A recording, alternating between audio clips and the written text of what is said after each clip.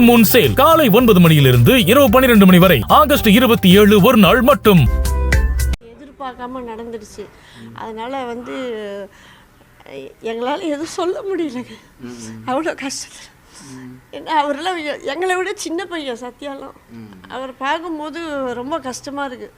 ஃப்ளைட்டில் போயிட்டு பத்ரிநாத், இது முக்திநாத், பசுபதிநாத், அப்புறம் ஜலநாராயணா டெம்பிள், குப்தேஸ்வர், டோலேஸ்வர் இதெல்லாம் போயிட்டு கைலாஷ் போகிற மாதிரி அந்த பிளானில் தான் எங்கள் குரூப்பு அப்படி போகிற மாதிரி. இப்போ போன குரூப்பும் அப்படி தான் போயிருக்காங்க.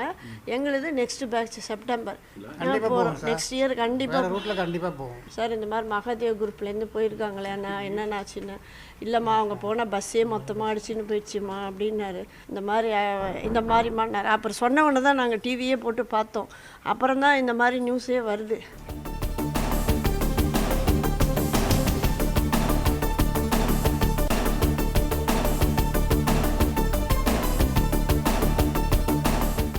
கூடுதல் விவரங்களை வழங்குகிறார் செய்தியாளர் வசந்த். வணக்கம். விவரம்.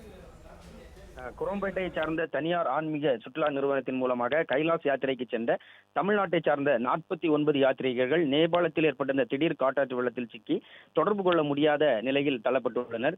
இது அந்த குடும்பத்தினரிடையே பெரும் சோகத்தை ஏற்படுத்தியுள்ளது. சென்னை அடுத்த இந்த குரோம்பேட்டை ராதாநகர் ரங்கநாதன் தெருவில் செயல்பட்டு வரும் மகாதேவ் கைலாஸ் யாத்திரா என்ற தனியார் ஆன்மீக சுற்றுலா நிறுவனத்தின் மூலம் தான் இந்த பயணமானது மேற்கொள்ளப்பட்டது.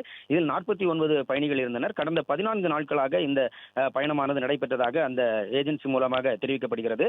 இந்த நிலையில் தான் கைலாஸ் யாத்திரைக்கு மும்பை வழியாக சென்று காட்மாண்டு சென்று இந்த சுற்றுலா பயணமானது நடைபெற்றுக் கொண்டிருந்தது.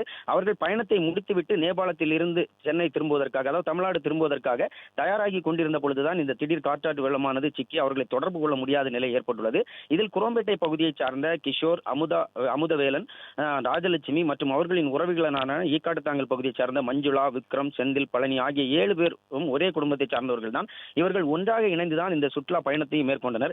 இவர்கள் அனைவரும் ஒரே குடும்பத்தை சார்ந்தவர்கள். இவர்களுடன் தொடர்பு கொள்ள முடியாத நிலை ஏற்பட்டுள்ளதால் அவர்களின் உறவினர்கள் அவர்கள் வீட்டில் சோகத்துடன் ஒன்று கூடி வருகின்றனர். மேலும் சென்னையிலிருந்து புறப்படும் பொழுது விமான நிலையத்தில் எடுத்த புகைப்படங்களை வெளியிட்டதோடு புறப்படும் போது மகிழ்ச்சியாக சென்றார்கள்.